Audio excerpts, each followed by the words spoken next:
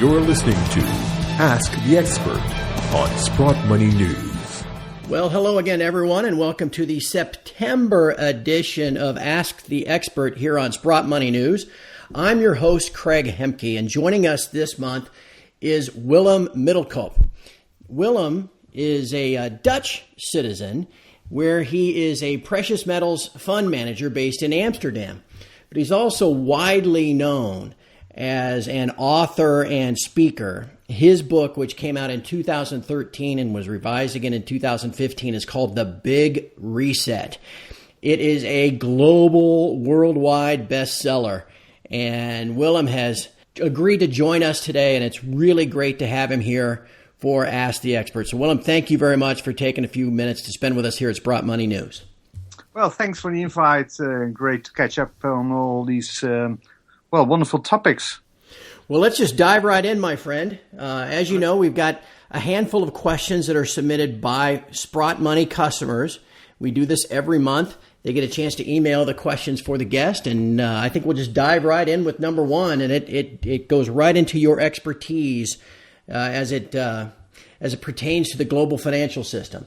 First question is, do you expect China to ever announce their true gold holdings and maybe even back the yuan with gold? No, because the Chinese have not too much to gain by being totally honest on these kind of subjects.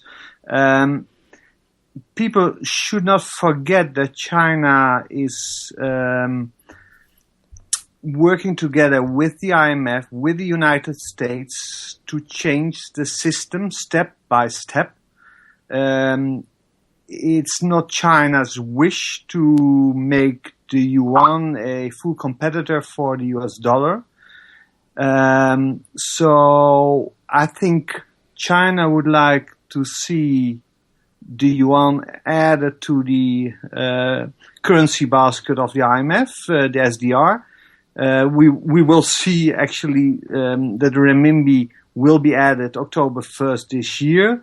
China has been pressing the IMF and the US for years to be added to the currency basket because it's China's wish to see the SDR being upgraded as a world reserve currency which could compete with the dollar in the future. And China, if we go back to the first question, will China ever be really honest about their true gold holdings? I think China has much to gain by being a little secretive about their true gold holdings. So I don't expect them to show their full hand of cards in the near future. That's at least within the current system. Could you envision a scenario, I guess, where the current system collapses again as it did in 2008, and perhaps they would?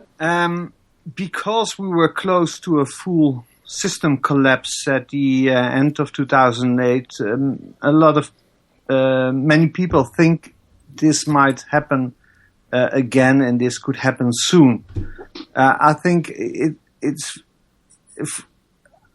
I think the risk for a full system collapse is the risk is not that high because central bankers worldwide are cooperating in trying to avoid every large crisis. And when you can print as much money as you like, and if you can use the balance sheets of all central banks and even use the balance sheets of the IMF, you can create as much money is needed, even to nationalize the Deutsche Bank and Credit Suisse, and you can solve any crisis. There's only one point in time when the music stops, and that's when people lose confidence in fiat money.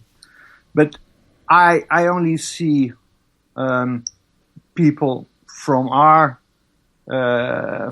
groups of gold investors, hard asset investors, placing question marks about fiat money. But I think the masses, they're still okay with the system. They're still fine with the system. So I don't see any real problems on the horizon very soon. Fair enough. All right, well, let's move on to the second question. You touched on it briefly in your previous answer, and that is the inclusion coming October 1st, the inclusion of the Chinese yuan, the renminbi, within the IMF basket of currencies, the SDR. The second question is, once that happens, do you think perhaps gold will ever be included within the SDR basket? That's a great question, because in the research for my book, I found a few academic papers who really studied this topic. And I think it was also China who was pushing the IMF and the West to study the subject, because I found a study done by Chatham House in London about the future of the worldwide monetary system. And in the first study, gold was not part of the the plan for the new phase of the global monetary system. But then I found another study, and it was done, I think, was 1 year later. And in the introduction, it said that it was on request of the Chinese that gold was added to the study. And I know about another study by a female professor in Scotland who also has studied the idea of adding gold to the SDR. I'm in the advisory board of the OMVIV. The OMVIV is a monetary think tank in London. And our chairman, he gave a presentation in Dubai almost 2 years ago. And he said in that speech, and I never talked about the subject with him, but he said during the speech that he expects gold to be added to the SDR in the future. And I think it's also, it would be a logic step, because at one point, the people could lose trust in fiat money system, especially in an SDR, because they don't know the SDR, so they don't have any real trust in the SDR. So by adding gold to the SDR as a sixth currency, it would be a great idea to give the SDR a very solid foundation and make the SDR the most wanted world reserve currency at one point. Very interesting. Yep. All right. The next question, Will, goes kind of to your idea of the big reset, meaning this change to the next global financial paradigm. A lot of folks think that when that happens, it will come kind of from the top down, kind of enforced, whether voluntarily or involuntarily, by the central banks and the big banks and the governments. But this question really is, could it possibly come from the bottom up? Specifically, what can millions of hard money individuals do to promote alternative gold currencies, physical, electronic gold-based money, maybe the growing use of denationalized honest exchange, in expanding free markets for labor and goods? Is there anything that could force this reset from the bottom up? It's another great question, but if you study monetary history, and I'm a student of monetary history, then you will find all kind of financial monetary resets in the past. And monetary resets can be accomplished after careful planning. 1944, the Bretton Woods Conference was a great example. This has been planned by the Bretton Woods conference had been planned for years, and the US presented a plan in which the dollar would be the new anchor for the worldwide international monetary system. But you can also have a monetary reset after a crisis occurred. The Weimar hyperinflation is a great example. The Germans came up with a new Deutschmark after the value of the old Deutschmark collapsed in 1923. But a monetary system can only be proposed and changed top down. This can only come from government or central bankers. But of course, when too many people are voting with their feet and buying gold with their fiat money, this will help to bring a crisis to the system in which the government and central bankers need to respond. But you can never have a reset as a grassroots movement. All right, on to our fourth question. We're about halfway done. There has been this tremendous rally in 2016 in the mining shares. A lot of national banks, Swiss National Bank, I think it was the Norwegian National Bank, have been buying mining shares. A lot of folks felt kind of left behind, especially on institutional level because the shares went up so fast. Do you feel that institutional investors are using or will be using this current correction to buy or maybe add to their mining share positions? Well, I'm a fund manager myself. We're fully loaded up on mining shares for years now. We're up over 100% this year, so we enjoyed the rally quite a bit. And I always tell our investors that this was just the first phase of a new generational boom market, and I expect a strong move up in the next leg up to start very soon. It may even have started today because we see all mining-related equities going up to 2-3%, especially precious metals-related equities. And it's this is because the reason you gave. Some institutional investors are really showing up in the market. They are really starting to invest in gold and silver related equities. We haven't seen this in the past. And I think it's another very positive sign is that Bill Gross, who is the founder of PIMCO is the largest U.S. Treasury bond dealer, and Bill Gross, who made $200 million in profits personally during his life by selling bonds, he now said in interviews that he doesn't believe in bonds anymore as a serious investment, and he was actually advising investors to start investing in hard assets now, like gold. And I think this is very important change for the investor sentiment, because institutional investors like pension funds, they do listen to Bill Gross. They do not listen to Willem Middelkoop or so I think this might bring our markets to a next level, to a next phase in which real institutional money is pouring into our kind of markets, and I think we've seen that in the last few months. All right, let's move on to the next question then, Will. You mentioned this earlier about how the central banks now are just allowed. I mean, nobody seems to complain that they print as much as they want, and they've been able to keep the system together over the last 8 years through quantitative easing and now negative interest rates.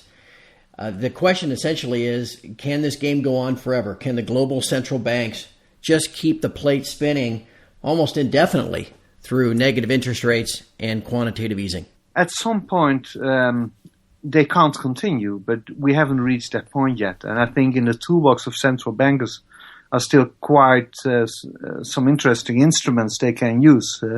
We haven't seen real helicopter money. We haven't seen the use of the balance sheet of the IMF. The IMF can create billions and trillions of SDR out of thin air to support the current system. And you should well understand that the Chinese, the Japanese, the Europeans, and the Americans, they all have the same, they all want the same solution now. They all have the same problems. They all have too much debt. They all need to buy more time to come up with some serious solutions. The SDR, which will only include the renminbi from October 1st, it has taken 6-7 years to make the SDR ready. I think central bankers and planners, they would like to kick down the can down the road a few more times.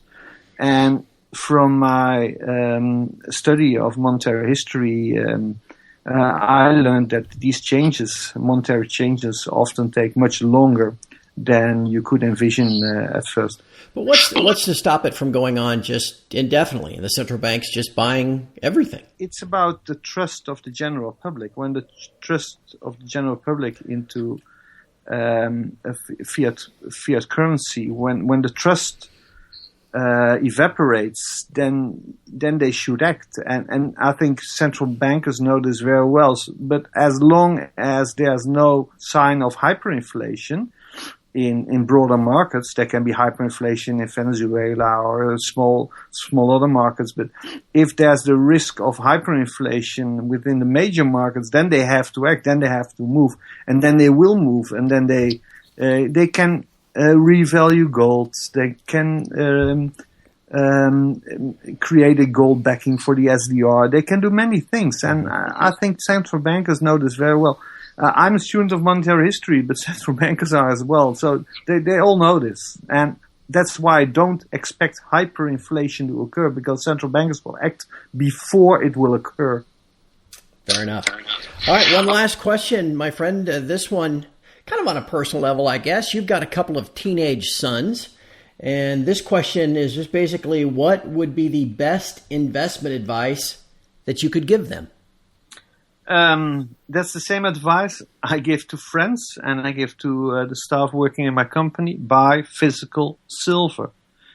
Physical silver is so cheap. It's 70 times cheaper than gold. I think we'll see silver shortages before we see gold shortages.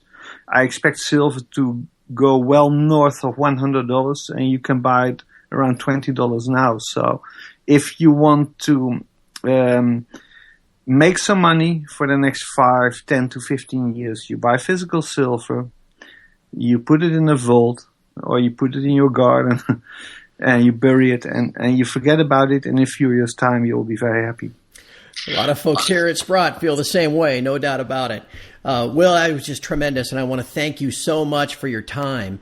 It has been a pleasure to visit with you. Tell everybody again about the Big Reset and the recent update and where they can find the book. Yeah, I just published a revised edition of the Big Reset last year. It's for sale on Amazon, but be sure you buy the revised edition. And we also published for free a new chapter just 1 month ago, and I'm sure Sprott will publish a link, and I think this will really help people to understand the changes occurring within our financial system. We'll be sure to do that. Again, Willem Middelkoop, author of the best-selling book, The Big Reset. Willem, thank you so much for taking some time to join us here at Sprott Money News. Okay, it was a pleasure. Thanks. And to everyone out there, thank you for listening, and we'll look forward to speaking with you again next month.